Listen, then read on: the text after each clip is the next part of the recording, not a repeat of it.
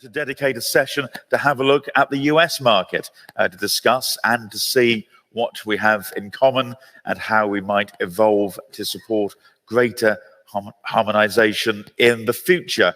And so to chair this particular Oliver Botti, the Strategic Marketing and Innovation Executive Director at FinCons. Good afternoon, everybody. Thank you.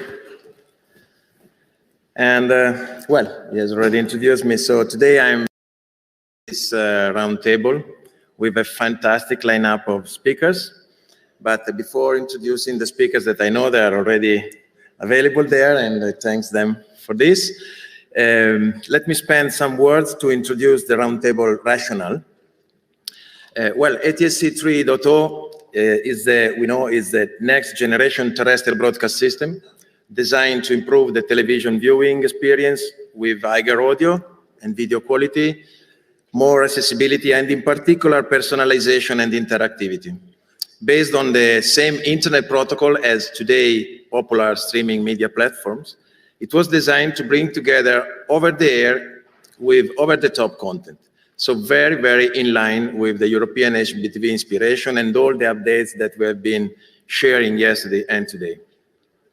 The US market has embraced the next-gen TV with enthusiasm since day one. And it is already possible to identify emerging trends from, in particular from the application point of view, that can help scaling to a wide audience. We have been talking about how to scale to a wide audience to make the business case more interesting along the last 2 days. And I think that both business and consumers can benefit from this application takeoff. Today, our speakers from leading broadcasters and influential organizations in the US and Europe will present innovative business cases and applications which may inspire the European market, where the introduction of native IP by DVB will reduce the gap between HbbTV and ATSC3, being the latest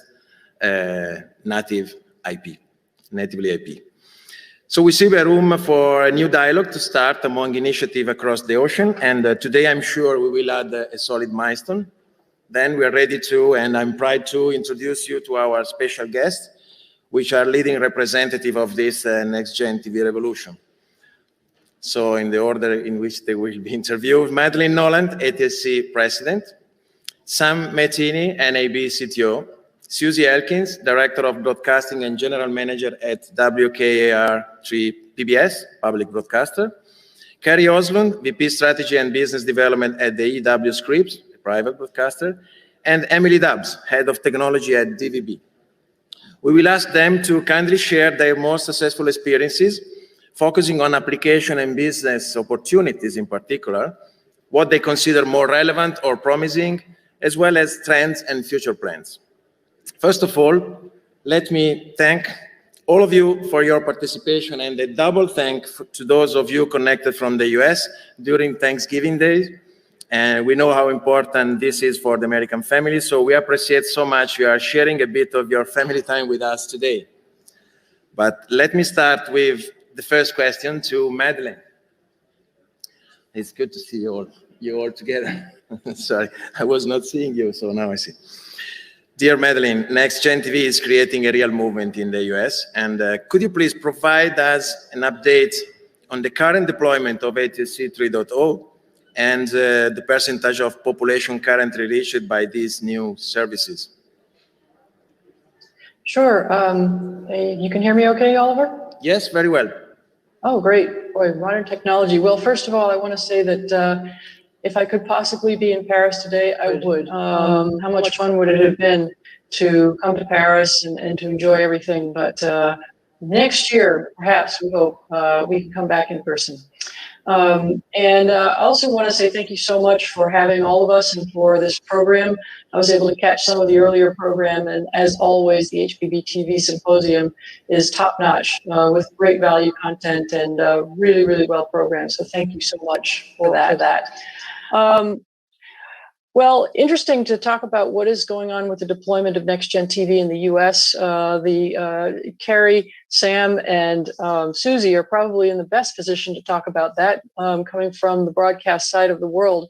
But a quick update is that ATSC 3.0 will probably be reaching about 50% of the US population by the end of this year, and probably roughly 75% of the US population will have access to services somewhere around mid next year or in Q2.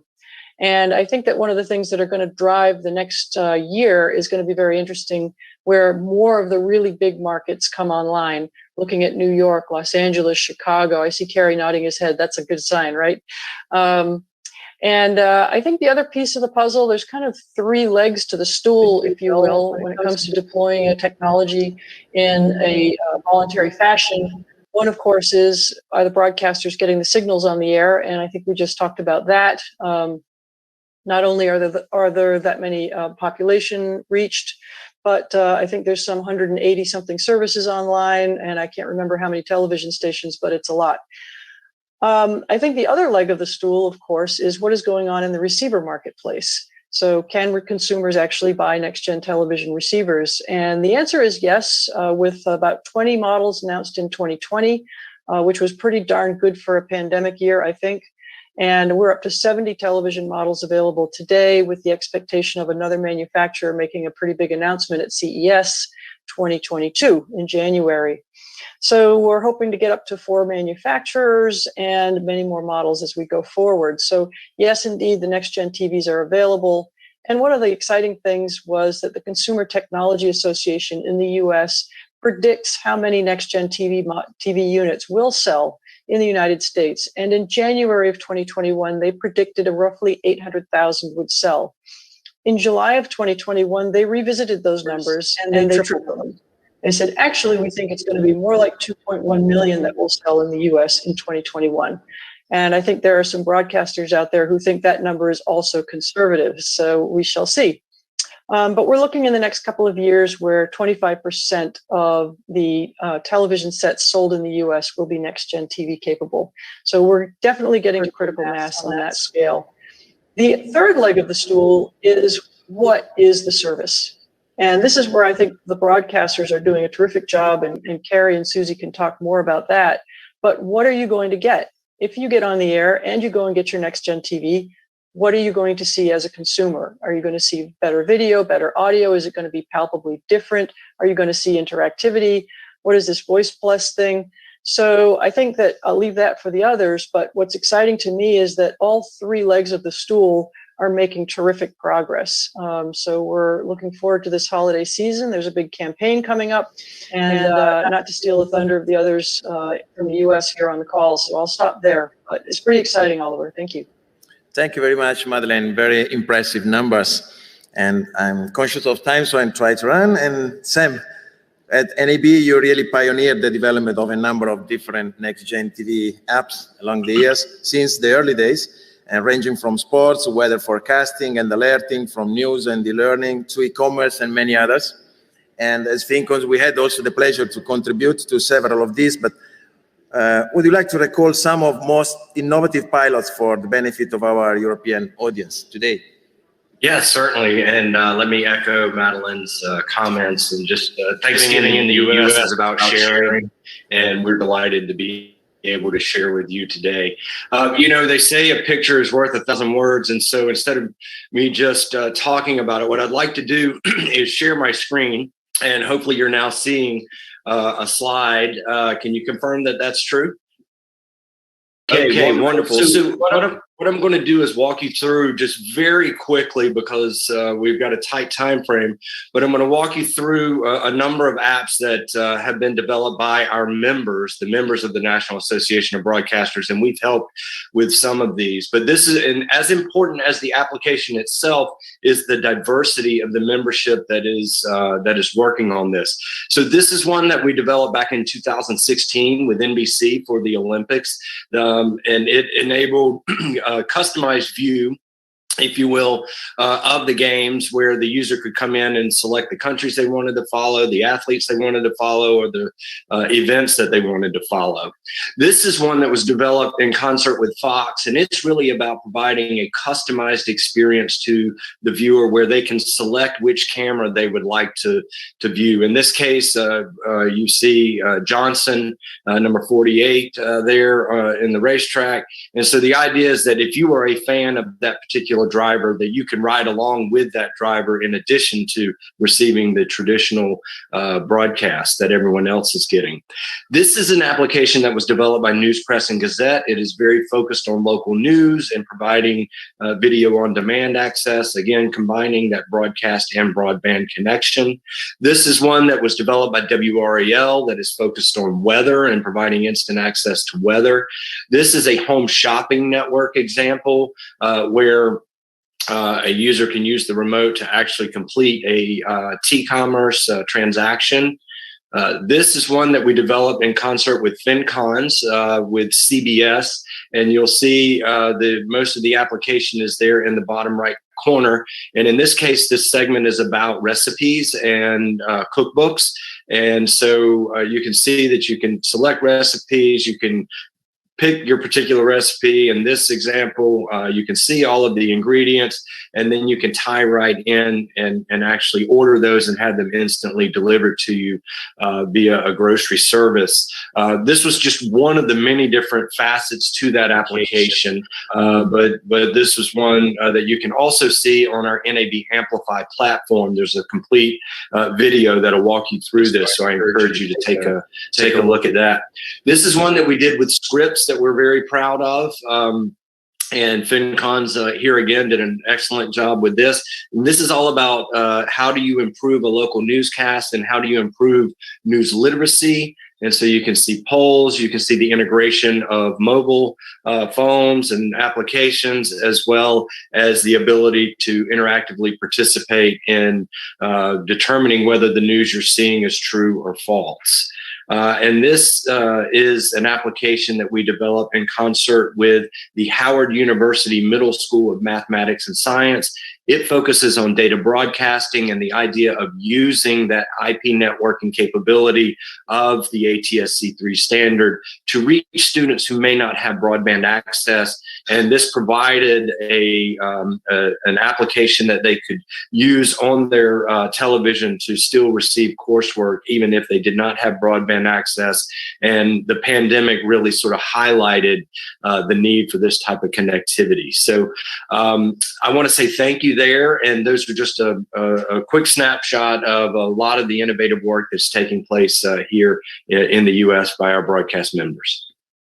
It was really a pleasure to hear, and we really enjoyed, in particular, when we worked with the Auburn University, because remote schooling was really an interesting and important topic. Susie, your company is experimenting ATSC3 since a while now, and can you please recap your learnings at the Next Gen Media Innovation Lab at PBS, and how this has informed your approach to application that public broadcaster might use to serve communities? Yes, I'd be happy to. Thanks for allowing me to be here. Hi, everyone. We have been experimenting within our Next Gen Media Innovation Lab at Michigan State University. Thanks, Sam, for using the Spartans as an example in one of the applications. That was great to see. But we've really been focused on, we got an experimental license. We were granted that by the FCC to really focus on applications that would be important to public broadcasters, creating local services within their local communities. And so we focused on applications in education, public health and civic engagement, emergency alerting, fundraising, and some radio applications. And our goal really was, we understood this would be deployed and that markets would transition. And our curiosity was really around what will we do with it once that good work happens. And so for a couple of years now, we've been building actual applications in the lab. And it really wasn't until we started creating these that I understood how fundamentally different a next-gen TV production and distribution environment is, which I think is really important. And we've tried to take a leadership role in helping our stations understand what this will look like once deployment starts, and what really will the role and responsibilities be of stations as they're trying to create these services for their communities. We've tried to challenge ourselves to utilize the technology, particularly the convergence within the new standard, to create something completely new and not just adapt what we've known in different spaces and put them together. That, of course, is going to be important, but also to really think bigger and differently. And so we have some key takeaways as we've done that work, and just really understanding that next-gen TV allows us to join the internet across many dimensions and create this new ecosystem that recognizes the power of our over-the-air spectrum capabilities, which is exciting for us as public broadcasters. Through this work, it's become clear to us that stations are going to need clear on-ramps and tools in order to quickly adapt to this and to be able to create the kinds of applications that Sam just showed. And a couple of them are similar to ones we've created for distance learning, to work with schools and around education. And so that seems like a heavy lift for some of our stations. So we've been doing some work to educate around what that looks like, and also to create some of these on-ramps and tools for stations to use. And we've been thinking about those tools and on-ramps sort of in this way. In one way, it's how do we make it easy to harness our data and put it to use? That's not something that we've typically had access to immediately in real time. And so harnessing that data is going to be really important. How can we create digital services that transcend over the air and over the top services utilizing phones and tablets and any connected device? That's also a new and exciting opportunity for us. And understanding that the real community impact that we can have in our local communities really comes when we focus on that experience layer to create the interactivity and personalization that both my colleagues have mentioned already. We see that as really the key area for us as public broadcasters to focus, and that it really needs to be done through alliances and collectives and collaborations to expand our ability to serve at a higher level than we've ever been able to, and potentially to monetize our spectrum in ways that were previously unavailable to us, and particularly to public broadcasters. And so we think we can leverage and learn from our colleagues, all broadcasters working in this space, and then really thinking about what that means for us to fundraise within our models that we have. And I think there's a lot of opportunity there. So our work in the lab has really changed our thinking about what this looks like in the future, and we're really excited about it. Thanks a lot, Susie. I think your experience would be really well complementing with the one of the European public broadcasters providing services to the citizen. Kerry, we had the opportunity to work together on quite innovative applications for the citizens, like the news literacy project, but I know this is only a bit of a wider activity you are leading in this space. Can you summarize the EW script's advancement status and the strategy pillars for ATSC3 adoption? Kerry?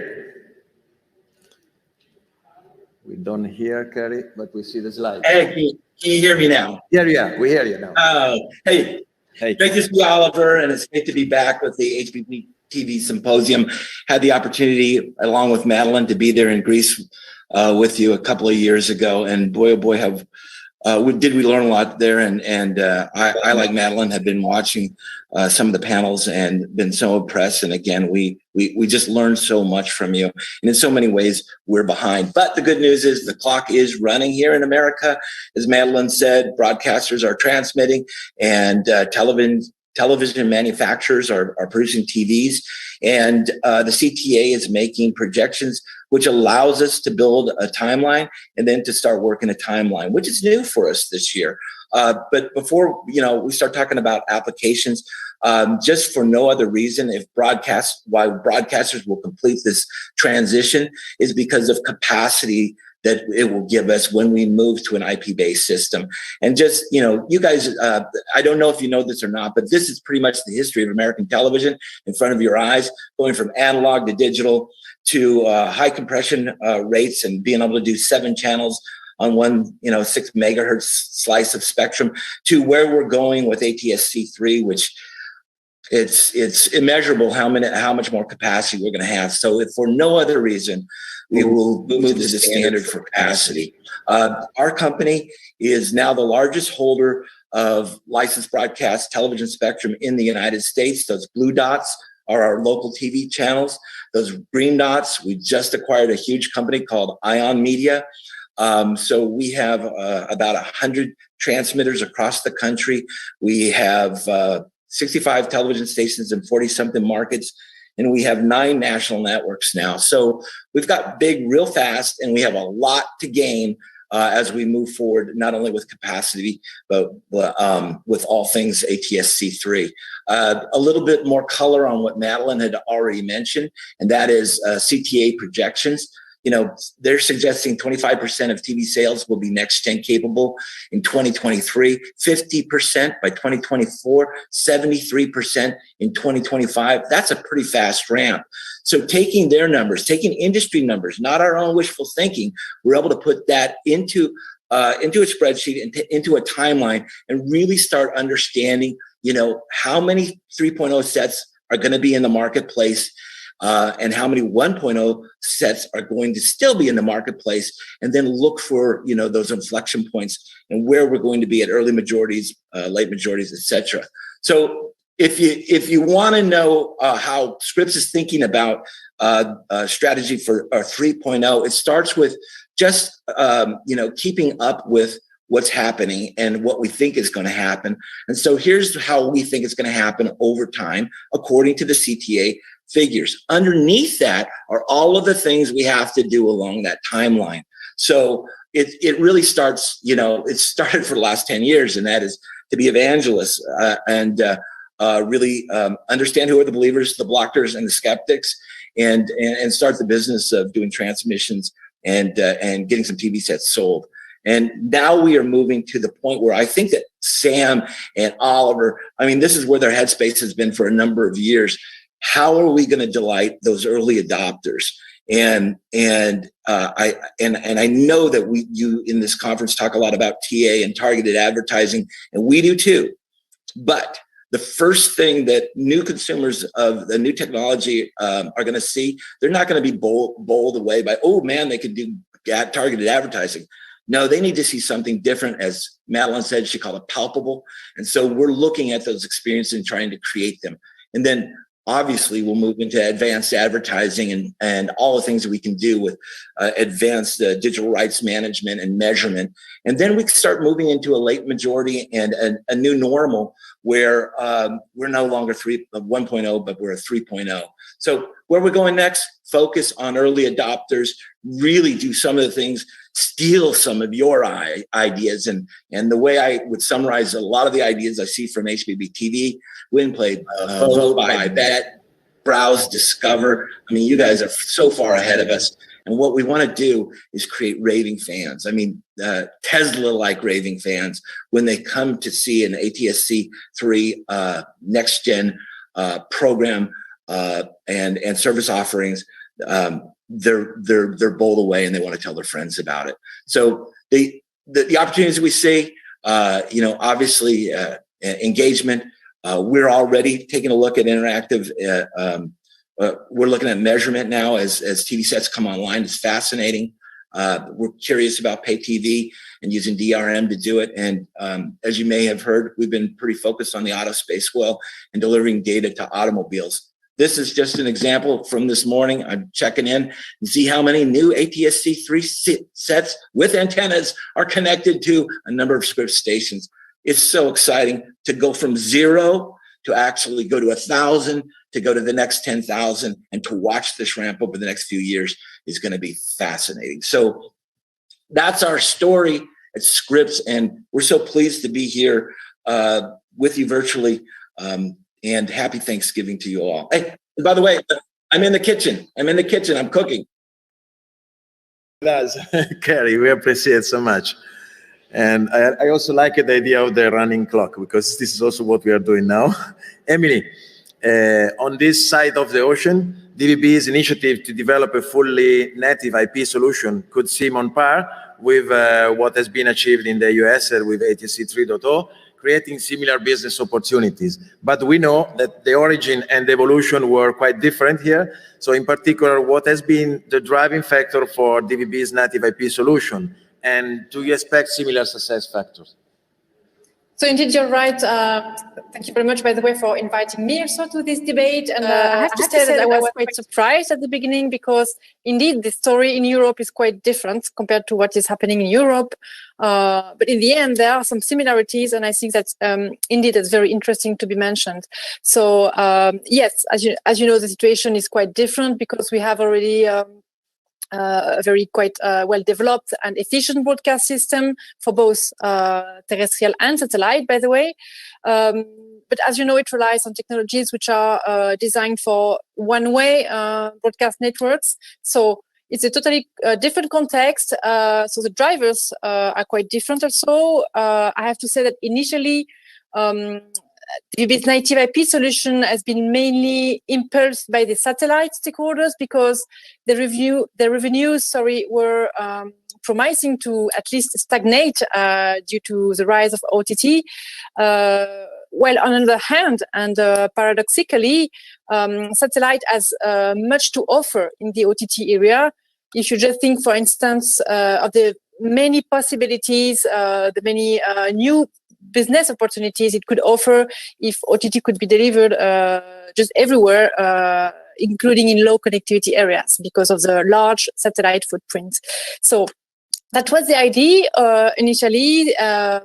That's what DVB's native IP solution will achieve, combined with DVB-I.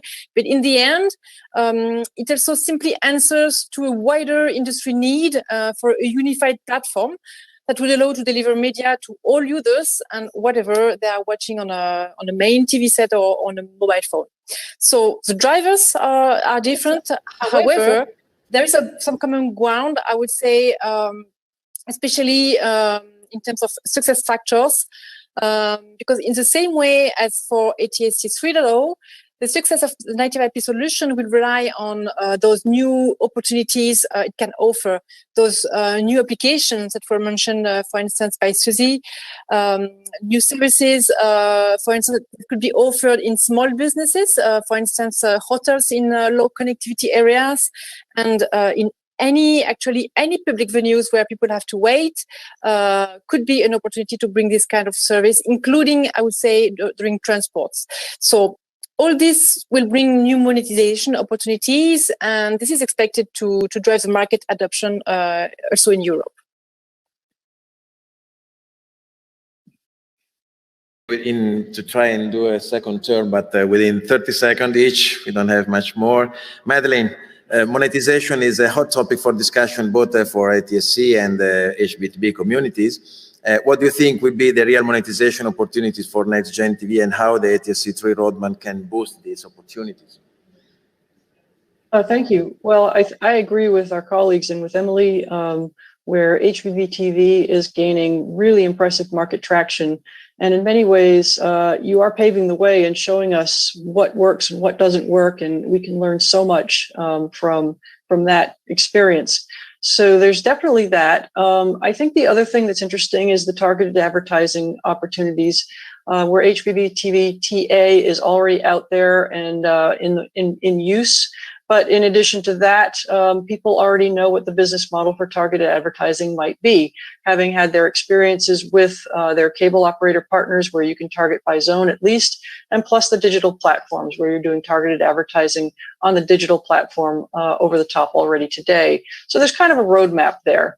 I think that there are a number of people in this country, in the US that think that sports betting is going to be the next killer app on television. We shall see, but certainly we know that betting is a big deal, not on television, and so we can maybe make some guesses about what kind of income that might provide. In addition, there's T-commerce, which was mentioned by a couple of people, including Sam.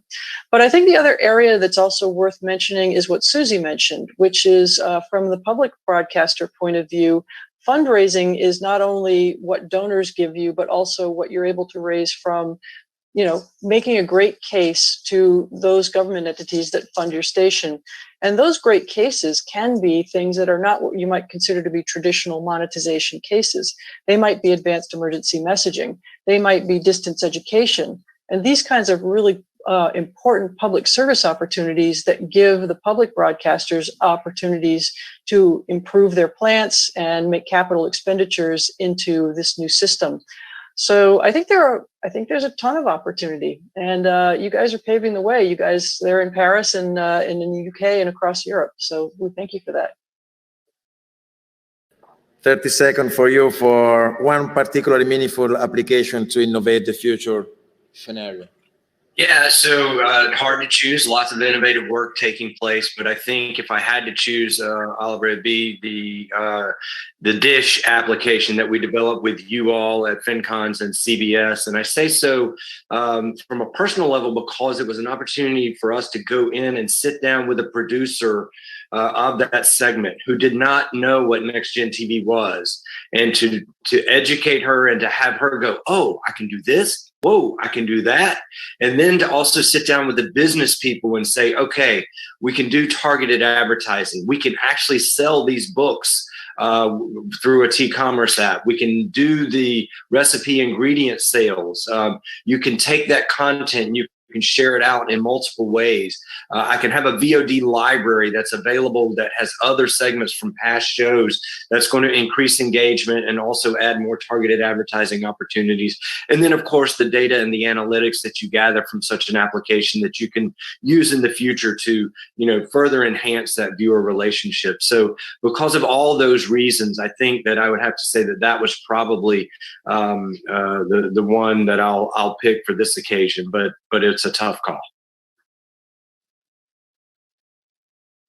With ATSC3 developments. We're going to continue to work on these applications. They're in various stages of development. We're going to continue to iterate and test them. We've been testing them right now with various broadcast chains just to see what the differences are when we connect with different vendors.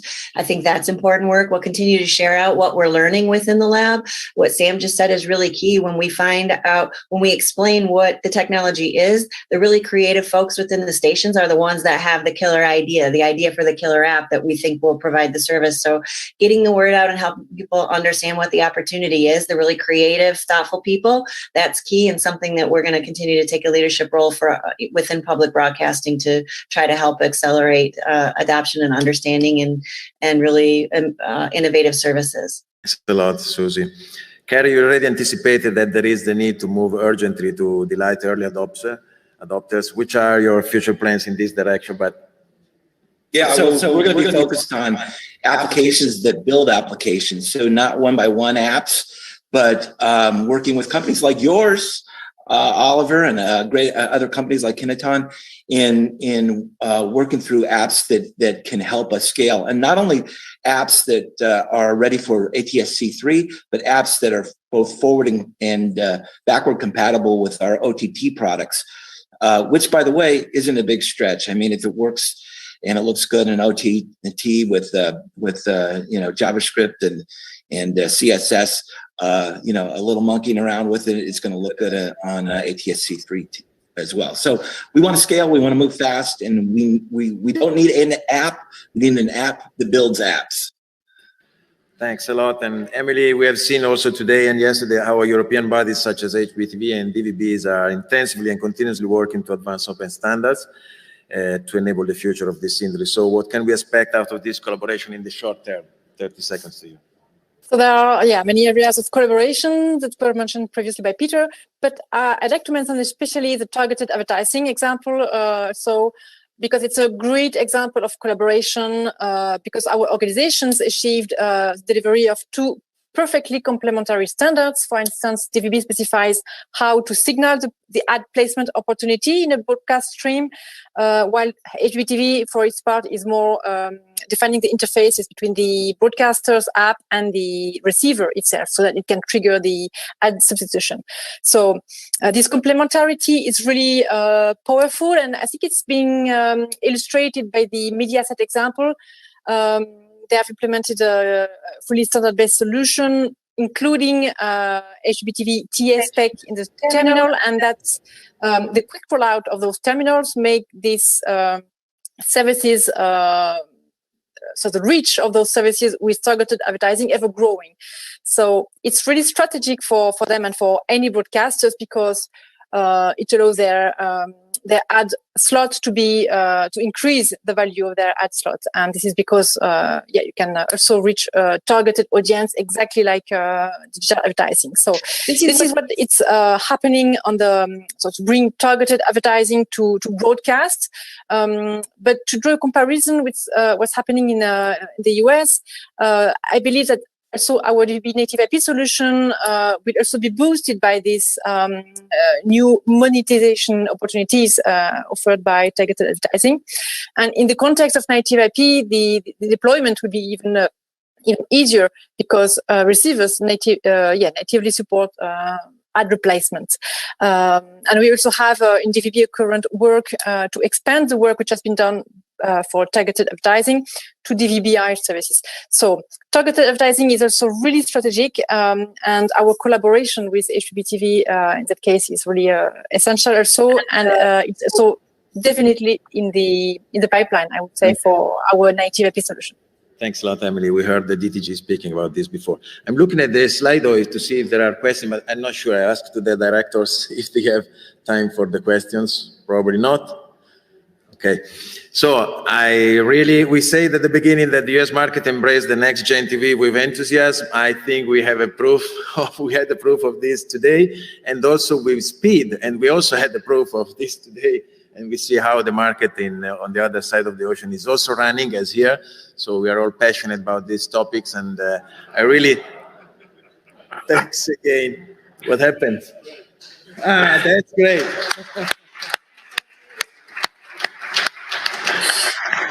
I was saying I started feeling hungry about this, and now I feel the smell also. Thanks a lot for sharing your family part with us. We really enjoyed that. And thanks a lot. I'm sure that the audience appreciated this chat today. Thank you. Thank you, everybody. Thank you. Thanks so much.